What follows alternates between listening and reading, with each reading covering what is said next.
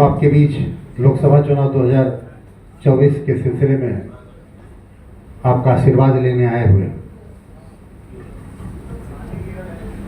सबसे पहले आप प्रबुद्ध जन हैं और इसलिए मैं इस बात को रखना चाह रहा हूं कि आप समाज को दिशा और दशा देने वाले लोग हैं।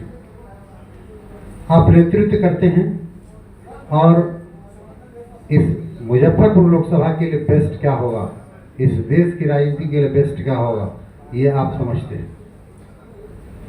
आपने विगत 2 चुनाव में अपने यशस्वी प्रधानमंत्री नरेंद्र भाई मोदी को जो वोट दे करके आशीर्वाद दिया और प्रधानमंत्री बनाया, आपने देखा कि किस तरह से भारत का मान सम्मान विश्व के पटल पर बढ़ा है। आज से पहले आपने कभी नहीं सुना होगा कि किसी भी देश के प्रधानमंत्री को दूसरे देश के प्रधानमंत्री पैर छू करके प्रणाम करता हो। ये सौभाग्य अगर भारत को प्राप्त हुआ है तो आपके वोट की ताकत से प्राप्त हुआ है। एक समय वो भी था जब भारतीय जवानों का सिर काट करके पाकिस्तान ले जाता था और कितनी अमर्यादित व्यवहार करता था। आप सोशल मीडिया के माध्यम से वो भी देखे होंगे जब भारतीय जवानों पर पत्थरबाजी होती थी और लोग चुपचाप बर्दाश्त करके चलते रहते थे। लेकिन आज आपके वोट की ताकत से एक ऐसे नेता को मौका दिया आपने जिनके नेतृत्व में दुनिया के किसी भी देश की सेना में इतनी हिम्मत नहीं कि भारतीय जवान पर एक कंकर भी मार सके। साथियों, अभी आपने रसिया और यूक्रेन के युद्ध के बारे में देखा। इस युद्ध से हम लोग को सीख लेने की आवश्यकता है। साथियों, राष्ट्र जब तक सुरक्षित है तभी तक हम सब सुरक्षित हैं। हमारा बैंक बैलेंस हो, हमारे पास जितनी गाड़ियां हो, अट्टालिकाएं हो या फार्म हाउस हो, ये सारे तभी तक सुरक्षित है जब तक राष्ट्र सुरक्षित है। यूक्रेन के लोग जिनके पास इन सारे चीज की कोई कमी नहीं थी, आज दूसरे देश में शरणार्थी बन करके घूम रहे हैं। इसलिए देश सबसे पहली प्राथमिकता होनी चाहिए।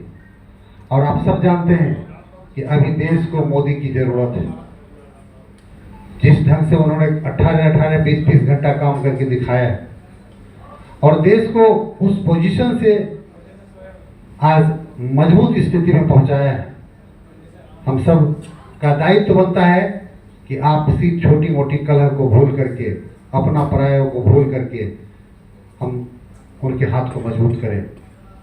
साथियों, आज भी कितना भी आप याद कीजिए महाभारत का युद्ध, सब अपने लड़ रहे थे, लेकिन जो विरोधी खेमा में चले गए, चाहे वो भीष्म पितामह ही क्यों ना हो, द्रोणाचार्य क्यों ना हो, गुरु कृपाचार्य क्यों ना हो, लेकिन अगर विरोधी खेमा में हैं, अधर्म के साथ हैं, तो हमारे दुश्मन हैं। इस बात को मान करके चलना होगा। आज एक धारा है जो राष्ट्रवाद के लिए काम कर रहा है, जिसके नेता हमारे यशस्वी प्रधानमंत्री नरेंद्र भाई मोदी हैं, जो देश को परम वैभवशाली, शक्तिशाली और विकसित राष्ट्र बनाने के लिए निरंतर काम करते हैं। और एक धारा वैसा है जो हमेशा से अपने परिवार को आगे बढ़ाने में लगा हुआ है। परिवार के लिए जीने वाली पार्टी है, जो अपने अयोग्य बेटा को भी सत्ता के सिंहासन पर बैठाने के लिए बेचैन है।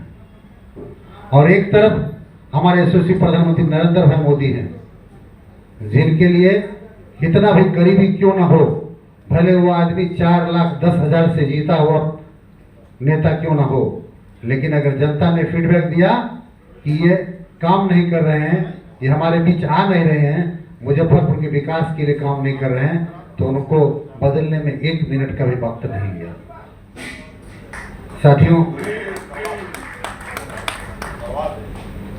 अभी आपने देखा कि किस तरह रसिया और यूक्रेन के युद्ध में हमारे देश के बहुत सारे बच्चे जो MBBS की पढ़ाई के लिए गए हुए थे यूक्रेन, और जहां जब युद्ध छिड़ गया तो यहाँ उनके पेरेंट्स जो है काफी दुखी हो गए। हमारे यशस्वी प्रधानमंत्री नरेंद्र भाई मोदी ने दोनों देश के राष्ट्राध्यक्षों को फोन मिलाया और कहा कि हमारे बच्चे सुरक्षित चाहिए, जब तक हमारे बच्चे वहाँ सेफली इवैक्यूएट नहीं हो जाते हैं तब तक युद्ध विराम होना चाहिए। रसिया के राष्ट्रपति ने पूछा कि हम पहचानेंगे कैसे कि ये भारत के बच्चे हैं। इन्होंने बताया जिसके हाथ में तिरंगा होगा वो भारत का बच्चा होगा। और आपको जानकर आश्चर्य होगा और खुशी भी होगी कि भारत का एक एक बच्चा सेफली इवैक्यूएट हो गया और अपने घर को पहुंच गया। ये आपकी वोट की ताकत है कि एक नेता के एक फोन मिलाने से आपके देश के बच्चे सुरक्षित हैं। इस करीब में एक पाकिस्तान का बच्चा अपने देश में जाकर के एक स्टेटमेंट दिया कि धन्य है भारत के वो लोग जिन्होंने ऐसे नेता को प्रधानमंत्री बनाया, जिनकी एक कॉल से भारत के 2 बच्चे सुरक्षित निकल ही गए। बगल अगल के देश बांग्लादेश और पाकिस्तान के भी बच्चे तिरंगा हाथ में लेकर के भारत माता की जयकारा लगाते हुए अपना जान बचा लिया। तो ये आपकी वोट की ताकत है। इससे पहले आपने कभी नहीं सुना होगा कि भारत के किसी प्रधानमंत्री का विश्व के पटल पर इतना बड़ा सम्मान मिलता हो। लोग लाइन में खड़ा होकर के इंतजार करते थे अपनी बारी का बड़े बड़े देश के राष्ट्राध्यक्षों से। आज दूसरे देश के बड़े बड़े कंट्री के जो राष्ट्राध्यक्ष हैं वो हमारे प्रधानमंत्री का इंतजार पलक पावड़ी बिछा करके करते हैं। तो ये आपकी वोट की ताकत है कि आपने एक ऐसे महर्षि, एक ऐसे तपस्वी को अपना नेता बनाया जिनके लिए राष्ट्र ही सबसे बड़ा धर्म है। राष्ट्र की पूजा करना ही सबसे बड़ा धर्म है। साथियों, भारत के विकास के बाद में जो क्रोनिक बीमारियां थी, जैसे धारा 370 हो, इन सारे बीमारियों को लोग जो समझते थे कि असाध्य बीमारी है, कभी सॉल्व ही नहीं होगा, कभी ठीक ही नहीं होगा। धारा 370 और 35 के बारे में बहुत सारे नेता राग अलापते थे कि धारा 370 हटेगा तो खून की नदियां बहेगी। एक बहन पीडीपी की नेत्री कहती थी कि तिरंगा को कंधा देने वाला नहीं मिलेगा। आपने देखा कि किस तरह से धारा 370 और 35 से हटा और एक मच्छर भी नहीं मरा और कितनी सुगमता से ये बिल पास हो गया। तो ये एक मजबूत इच्छा शक्ति के नेता हैं। और मेरा तो मानना यह है कि जिस तरह से भगवत गीता में कहा गया है